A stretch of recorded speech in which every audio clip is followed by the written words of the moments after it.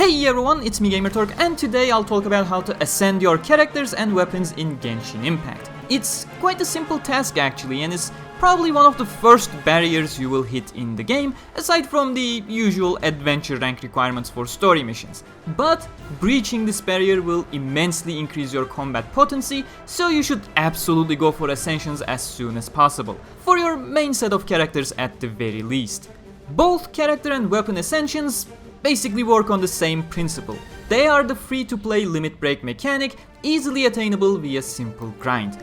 First thing you need to do to enable ascension on a character or weapon is to simply get it to its current level cap. That's 20 for base, 40 for second ascent, 50 for third, etc.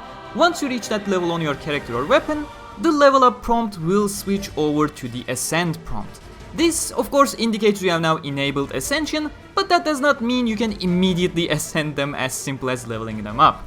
First off, ascension is blocked off by your adventure rank. Characters and weapons have different adventure rank requirements before you can actually start ascending them, and higher limit breaks naturally have higher rank requirements. If your adventure rank is insufficient, you'll simply see the big red warning when trying to ascend, in which case just work on your daily commissions or other quests and missions to get your rank higher.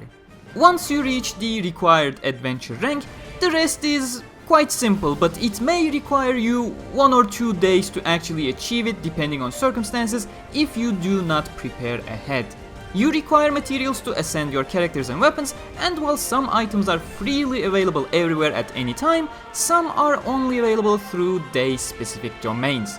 You can see the sources for materials by checking the item details on the ascent screen, and if they are obtainable through very specific means, you can even let the game guide you there by selecting the specific source like domains. But those will be your stopgap, as certain domains are only available on certain days, and that is why even if you have not fully leveled up a character, because experience items are kinda scarce if you are in the early game with lots of characters to level up, I recommend planning ahead and preparing for your ascensions beforehand, instead of stressing over quickly leveling up a character before a domain leaves for the next 2 days, or just having to wait for it to come back, because we all know nobody wants to patiently wait for a key item dungeon to return in a couple days. So if you're still stuck in the leveling process of a character or a weapon, all you gotta do is get to the level up menu and check their ascension preview, which will show you all the required items for an ascension, again with their sources inspectable. So just go ahead and collect the sources beforehand you need in your own time when they're available, and keep a healthy bank of them so you can just instantly ascend characters and weapons the moment you reach their level cap. The only exception of course is your own traveler character, who receives his/her special materials through adventure rank rewards, which I believe is designed around the rank requirements for ascensions anyway, so it's like a free character ascension gift to give you a quick boost.